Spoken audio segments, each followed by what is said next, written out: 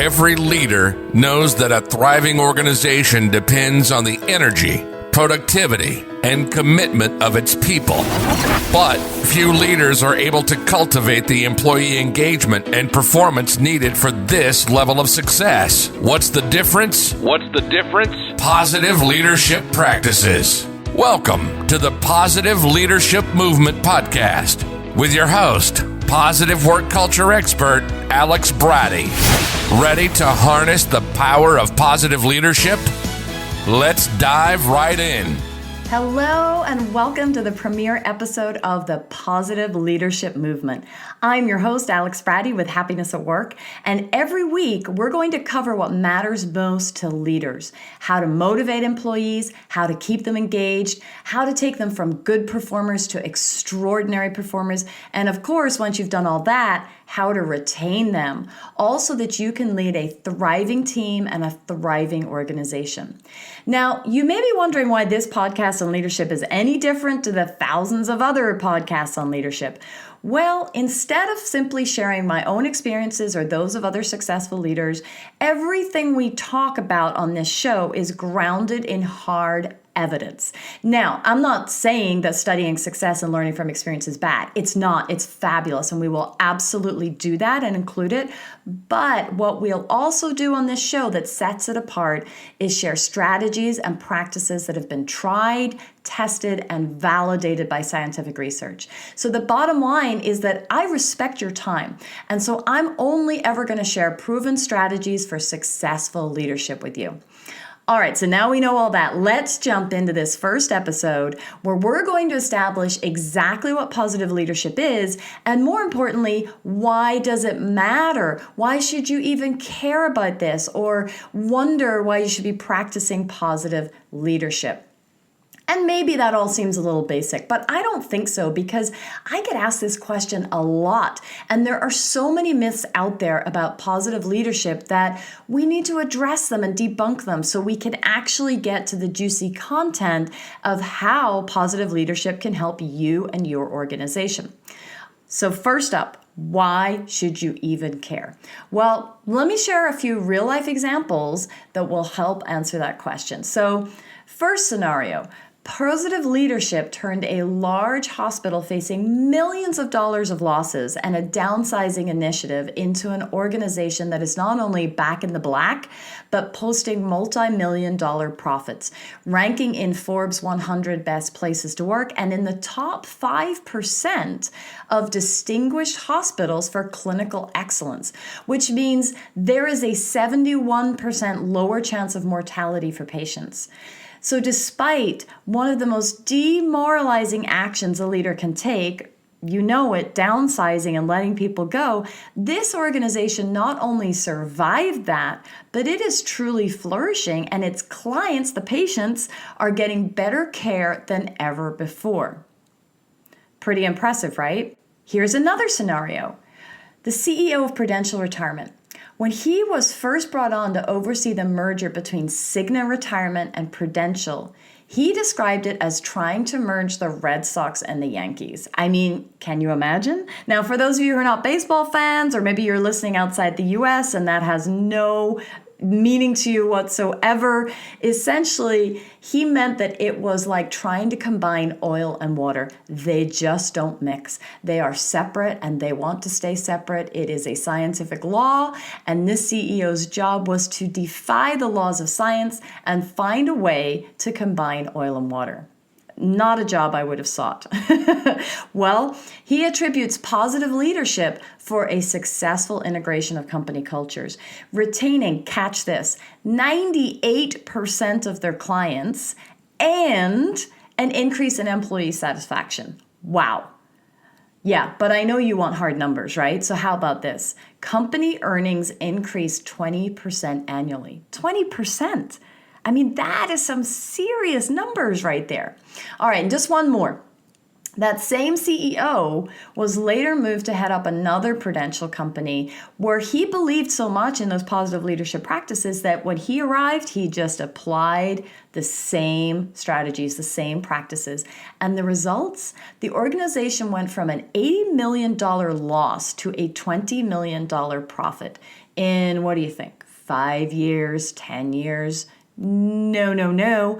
In 1 year. Just 1 year, the organization recovered $100 million in revenue by implementing positive leadership strategies. And here again, he attributed that success and that company turnaround to those positive leadership practices.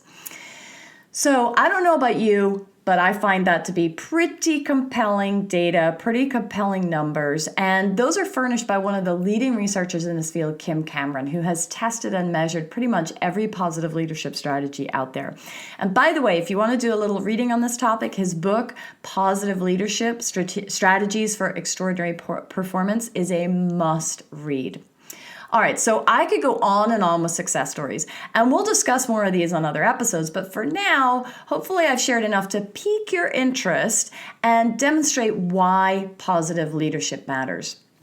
So if you're still with me, and I hope you are, now let's bust a few myths, because I know there are some skeptics among you that are already thinking, yeah, it's too good to be true, Alex. Well, hey, like anything else in life, if you don't implement it properly, you're probably not going to get great results. But if you do it right, yes, the results can be that amazing. So here's what positive leadership is not, okay? And here's these are the myths that I hear all the time. This is how people perceive this when we talk about positive leadership. Smiles and rainbows all the time. Yeah. I mean, I talk to so many people who think that being a positive leader means that you have to be happy all the time. That even when you're facing huge challenges, which is, every day, you're meant to just slap a smile on it and keep going. Nothing could be further from the truth. Being a positive leader is not about being happy all the time. In fact, it's imperative that leaders acknowledge their own feelings and those of the employees they lead. It's imperative that leaders face challenges head on and realistically, and it's imperative that negative events are not ignored, that they are addressed. So that's the first one. It is not smiles and rainbows all the time. Here's the second one that I hear all the time, putting on rose-tinted spectacles. Some people even describe this as, quote unquote, reckless optimism. Now, you know what this is, and we have all probably met someone like this at one point or another. They're always hopeful and optimistic to the point that even when faced with mounds of evidence to the contrary, that actually everything is going to be peachy and A-okay, right? They just think, somehow it'll work out, even though the writing is on the wall. Right? Now, here's the thing with this. It's a balance, right? Is optimism a trait of positive leaders? Of course. But in no way, shape, or form does positive leadership involve blind optimism and pretending things are okay when they're not. Again, just like anything else in life, too much of a good thing can be bad. So here, yes, it's about having optimism, but it's about finding the balance, right, between going too far in one direction of having those rosy tinted spectacles versus not being hopeful at all, right? It's that happy medium in between. And here's the third myth that really makes me laugh because nothing could be further from the truth. Leads to a loosey-goosey work culture. And what people, when they say this, what they mean is this, right? So some people think of positive leadership as needing to provide employees with foosball tables and ping pong tables and ball pits and all sorts of play-oriented activities in the workplace. And if you think that, then sure, I get why you might be worried that taking this approach might diminish work ethic. The good news is that this is not what positive leadership is about at all. If you want to give your employees a fun way to let off steam at work, have at it. Certainly, those strategies have some merit, but I assure you it is not a requirement and is certainly not the core of positive leadership. Okay, so if positive leadership is not about being positive and happy all the time, and it's not about being optimistic no matter what, and it's not about creating a culture of play instead of work, then what is it? Positive leadership is effectively the practice of applying the principles of positive psychology to leadership and organizations. And what that means is that first and foremost, it's about focusing on what's going right in an organization, not at the expense of ignoring what is going wrong. Hear me clearly on that, please. But it's about building on strengths to enable the individuals at an organization to flourish. And it's about breathing life and positive energy into organizations, right? And so just like so many things in life, it's very easy to focus on the negative, okay? And it's very easy to get caught up with everything that is going wrong, all the problems. As a leader, guess what? That's a majority of what you're dealing with every day, right? Putting out fires, dealing with staff leaving, dealing with this problem, dealing with that problem. How are we going to, make our delivery this week? Whatever it is in your industry, in your market, you have a lot of problems coming at you. And it is very easy to get bogged down in, how do we fix this problem? Here comes another problem. Things are not going right. Everything is wrong, right? It's very easy to do that. But positive leadership essentially kind of turns this on its head and says, wait a minute. We understand there are problems. Nobody's saying there aren't, and we're going to deal with them. But let's start from a place of what's going right. Where are our strengths? How can we capitalize on those? And how can we use those to address the problems, okay? Now, as Cameron likes to define it, okay, that's our positive leadership research expert, there are essentially 3 key areas of positive leadership. So the first one is extraordinary performance. So instead of just achieving regular levels of success and profitability, this is about engaging in deliberate behaviors that set individuals and organizations apart in the sense that they're not just good, they become extraordinary at what they do. Okay, so that's the first one, extraordinary performance. The second one, which I've already mentioned, is a strengths-based approach. And what this is about is really identifying what your employees are really great at and creating an environment for them to use those strengths and thrive. And so instead of spending oodles of time on how to fix weaknesses, which we all know the standard evaluation process tends to do, right? This approach leverages strengths. Now, again, this doesn't mean that weaknesses or the negative are ignored. No, it's just that there is a bias towards strengths, right? We're kind of flipping the script here. Instead of there being a bias towards weaknesses, there's a bias towards strengths.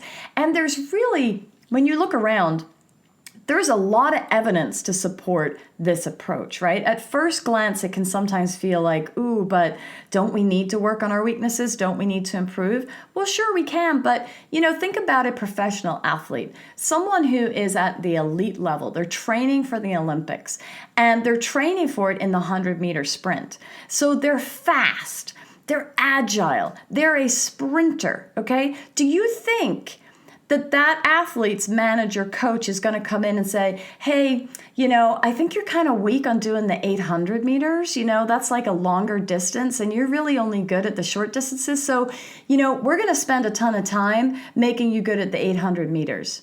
No, of course not. They're going to laser focus on that athlete's ability to run that 100 meters as swiftly and efficiently as possible to earn the goal. Going after the 800 is just a distraction, right? So think about that in your workplace and your employees. If you started to think about them as Olympic athletes in training, where would you laser focus what they are doing with their time and where you have them working in your organization and what you're tasking them with, right? Okay, so the third one is, and this is a really interesting one, it's doing what's right because it's the right thing to do. Now, Cameron calls this virtuousness, although I like to call it the good life or meaning making, in the sense that an organization seeks to do good because it inherently has meaning and intrinsic value, right? And this aspect is exactly why positive leadership is not smiles and rainbows all the time. It's really the difference between what scientists call hedonic happiness, right, which is pleasure seeking and it can't be sustained, right? You go out, you have a great night out, you feel happy, but it's gone, right? It's kind of empty happiness. It's fleeting, okay? And eudaimonic happiness, which is all about leading a meaningful and engaged life, okay? Now, eudaimonic happiness can be sustained, and it's the pathway to flourishing for individuals. The same principle is true for organizations. When the organization itself seeks a meaningful and engaged path, it creates a climate that is ripe for flourishing to occur. Okay, it attracts individuals who want to be serving with an organization that is doing something meaningful and is engaged, right? And so the individuals become engaged, they find meaning in their work. Guess what that leads to? Better productivity, better performance. This is how the ripple effect of positive leadership happens, is that the organization itself wants to have meaning and wants to do good for the intrinsic value of it. Okay, so that's all well and good. I've just given you a definition of positive leadership, but what does it look like in practice? Okay, what does it look like when we are dealing with the stress and hustle of day-to-day life? Because it can be stressful out there, right? Well, we're going to dive deep into that in some future episodes. For now, though, so I don't leave you hanging, it's really about focusing on 4 key areas, and we're going to get into all of these in so much depth. So it's positive climate, okay, creating that atmosphere of support for your employees. It's about building positive relationships within the organization. It's about cultivating positive communication between and within teams. And it's about what we just were talking about, positive meaning, okay? Creating positive meaning in the organization and for the employees that are there. And we're going to cover all of those and much more in this show. Now, just in case you're still questioning whether positive leadership is the real deal, or perhaps like me, when I first discovered it, you may be thinking, okay, well, I'm willing to go along with this idea, but I want to know why it works. I mean, what is the reason that positive leadership actually works? Because for me, I needed to understand that mechanism to truly buy into this concept. It's all well and good to sort of hear those examples that I mentioned earlier, right? You know, amazing leader comes in, applies these positive leadership practices, boom, goes from, 20 million loss to 80 million profit in 1 year. I mean, those are staggering statistics and examples. And so to really grasp this, it's helpful to understand, why does it work so effectively? And guess what? That's exactly what we're going to be talking about in our next episode. So tune in when we will discuss exactly why employees and organizations thrive under positive leadership. I'm your host, Alex Bratty, and thank you for joining the Positive Leadership Movement. If you've got a question about positive leadership, let me know at alex@happinessatworknow.com, and I'll answer it in a future episode. For now, this is Alex Bratty signing off and wishing you a positively positive week. Make sure you subscribe to the show. If you like this episode, please rate and review. If you want to get more from Alex, check out Happiness at Work, where she provides leaders with a proven path to cultivate a positive work culture that increases performance, productivity, and profitability. Go to happinessatworknow.com. Join us next week and harness the power of positive leadership for your organization.